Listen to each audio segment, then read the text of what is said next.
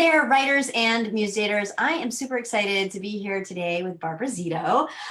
She is, we call them gym rats, one of the members of the writing gym. She's had some amazing success in her publishing career, and I'm really excited to share it with you and not only celebrate Barbara, but also give you some of the behind the scenes insider information on what it really looks like once you get that publishing contract. So welcome, Barbara. Thank you for being here with us. Thank you for having me. So just walk people where you've been so far, you know, from our first conversation, where you were with your writing to where you are today. Right, sure. Okay, so I met Annalisa in 2017, and that was kind of my beginning of investing in myself again as a fiction writer. I got my MFA in 2002 from Emerson College. Went directly into teaching, was writing on the side, became a freelance writer, but I really left my fiction writing in the dust, as it were.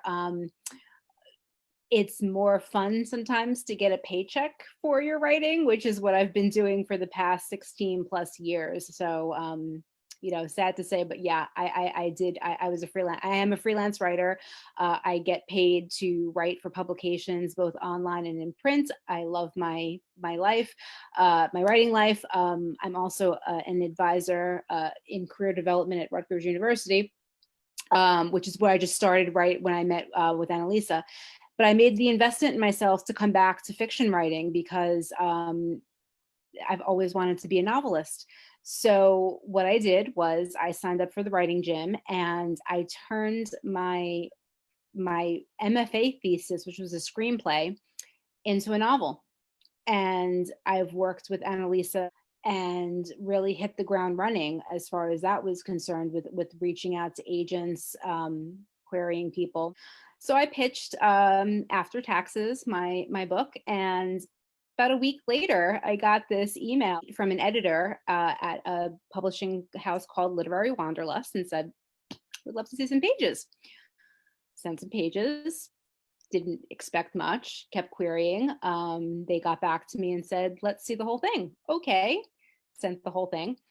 And as luck would have it, months later, the day before I was going on vacation this summer, of course, because timing was wonderful, they sent me a contract, and it was just amazing. So, and also very nerve-wracking. I think Annalisa, I think I called my husband, my mother, and Annalisa in that order to figure out what to do. And it's kind of been a whirlwind since. Having not had an agent for this, of course, I had to check in with a bunch of people first to make sure everything was on the up and up.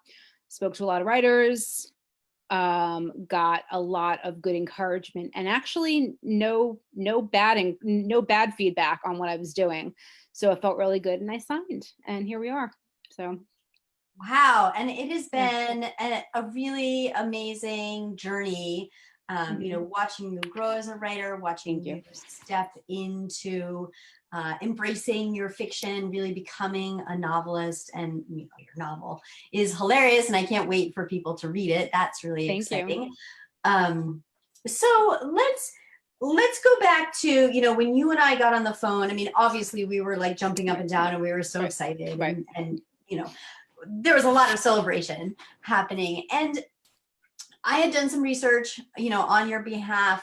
What were some of the questions that you had at that point, just to walk the writers who are watching or listening through some of the questions that they might ask at the point where they receive their contract? Absolutely. Once upon a time, I wanted to go to law school. I think all writers at one point, just because it's so literary and it's so, might have thought of law school for like a hot second. And now I realized, oh, maybe should have gone to law school because the contract starts talking about terms that I'm like, I think I know what that means, but not really. So you feel a little faint when they start talking about like movie rights and serial rights and audiobook rights and gaming rights, which actually has not little to do with my book, so I could ignore that. But you are basically looking to see what rights the publisher has over your, not only your book, but over you as a writer. And when I got on the call with my publisher, she was very forthright with saying, we love writers and we want our writers to be happy. And she made me a happy writer because I did have some questions. I did ask to renegotiate some things regarding actually my movie rights. I kept my movie rights. So, you know, things about royalties. I did ask about a couple of things about royalties. When you work with a small publisher, this is not the book, I'll just say this is not the book that I'm quitting my day job on. But I do want to say, though, that I had a writer friend from my MFA days who I've kept in touch with over the years. That was the first thing she told me, because she did sign a 2-book deal with an agent. And aside from Annalisa, aside from your advice, it was really hers that made me say, okay, I'm doing this. She goes, don't worry about it. She goes, this is going to open up so many things for you. And, you know, money is wonderful, but she actually hasn't seen all the money yet from her contract. And so that kind of really put me over the edge. I spoke to also authors from the publishing house, including a couple of award winners, which was very exciting for me to see that. Mm-hmm. And I belong to some Facebook groups with who are looking for publishers, and so anyway, like there were no red flags. Like that's something that you know, you're always hearing about, like go with your gut, there were no red flags for me. Mm-hmm. And I did get my contract, of course, checked by an attorney just to make sure everything was okay, and I'm really confident moving forward. So read the fine print. Don't be afraid to ask questions. And if it feels right for you, you should do it. That's great. And thank you for sharing all of those questions. And what would you say are some of the main takeaways? You know, what did you learn about publishing a book that maybe you didn't know going into it? Sure. Okay, so I know that, and this is something we've talked about before, unless you get that 6-figure or 7-figure deal, you're not going to have a marketing campaign push, you know, you're not just going to have millions of dollars poured into you. And that's even with the big houses. So I knew getting into it that this is going to be a lot of groundwork for me for marketing, even getting into bookstores, especially during COVID. There's the digital platforms, there's the print platforms too. So my book will be coming out in both forms, and also potentially audio, which is very, very exciting. I actually had a talk with someone who would be willing to do the audio for me, and that's really actually be the narrator. If you're thinking that books are waiting in a warehouse, like a big warehouse, like they used to be, they're not anymore. It's very much print on demand. There are not warehouses full of books just waiting around. And also another thing too is writing is, you know, publishing is really slow. Okay. This is not self-publishing where you hit send and you're going to be out, you know, your book is sent to the digital platform. My book is not coming out until next fall. And for a variety of reasons, you know, I'm being edited now. I'm in edits right now. My title is changing, which is something that I have to kind of wrap my head around. I'm okay with it, you know, because when your editor says, let's go in this direction, you say, okay. So it's just interesting, like something I've been thinking about for years, being called After Taxes, and have it not be called that anymore is something kind of interesting. But yeah, so it's basically, think of yourself at a copy machine. If you've ever worked in an office and there's a few people in front of you at a copy machine waiting for copies, I'm in the back of the line waiting for my books to be published. That's great. And you know, you mentioned a lot of things that tend to surprise authors when they hear about them, you know, whether it's previous to publishing or as they're going through the publishing process, that are really important distinctions. So, you know, this is a question that we can't really have an answer to because we don't know what would have happened if you didn't do something. But, you know, being in the writing gym, watching you mature and change and grow and move toward publication, I certainly saw, different phases of your growth. But how would you say, life would have been different if you hadn't been in the writing gym, or what was the impact of the writing gym that helped you to move toward publication?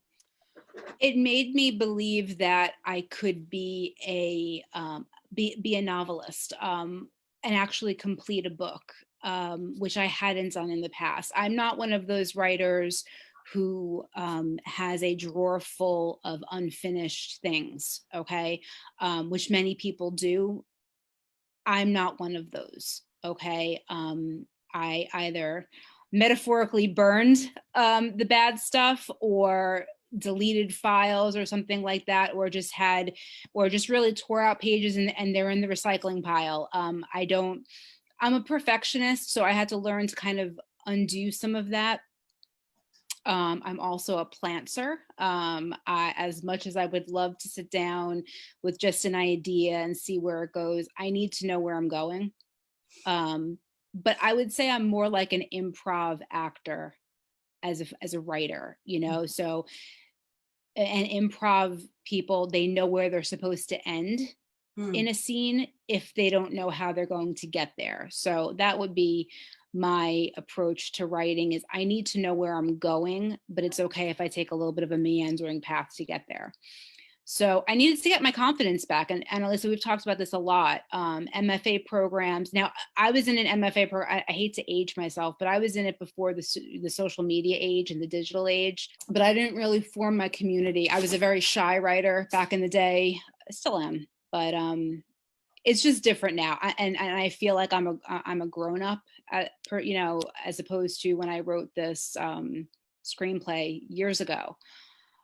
But I will say I'm editing my book now, and I still really like my characters. I thought it was actually going to be a bit of a chore, and I'm reading it again after not having read it for so long, and it's fun.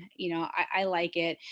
And what's exciting is, and Annalisa, you know this better than anybody, with all the writers you've worked with, when you hear writers write their debut novel, it's not always their debut. It's like maybe their third novel that they've actually finished. This is my first. This is like so I'm kind of like, who am I? Who am I that I got so lucky that someone wanted my first book? And so I'm just feeling really, really lucky, and spoke to my editor, and I had a great conversation, and it's just going to be really exciting. I'm very excited. That's wonderful. And we are excited for you as well. And, obviously everyone in the writing gym will have a copy of your as yet unretitled book. No clue what to call it. And it's funny because I started making suggestions, and my editor's like, no, let's hold off on this. So I'm like, oh boy, okay. That's funny. Well, so one of our goals over in the writing gym, we talk about this a lot. We call it creating the author lifestyle. And that means different things for different people. But what most people want is to publish many books as they want to. What's next for you? Book number 2, October 1st is my go date for writing another novel. It's called, tentatively titled, Good Breeding. And it's going to be set in the dog show world. Another little bit of dark humor, although no dogs are harmed in this book, I will say that. And I'm just excited because it's going to be a multiple point of view book, which I love reading, but I've never written from a multiple point of view like that. So I'm excited for that. But I just know I have to start writing again. I've been doing a lot of freelance, so that's been taking up my time, and of course my regular job, but I'm getting myself in place to do a lot of sprint writing, and but just get it done. So my goal would be, I'm giving myself 3 months to hash out a really good first rough draft, and then hopefully in the new year, while I'm promoting my first book, I'll be editing hopefully my second one. Wow, this is wonderful. You've created the author lifestyle. Yeah. Well, thank you so much for celebrating with us today, Barbara. We are just beyond proud of you and just so happy for you and grateful to have you as a member of our community. Thank you so much, and I will keep you posted. Yes, please do. We always love Yeah. to hear your news, and we'll be looking for news now on book 2. Yes, sounds good. All right. Wonderful. Until next time, happy Bye. writing.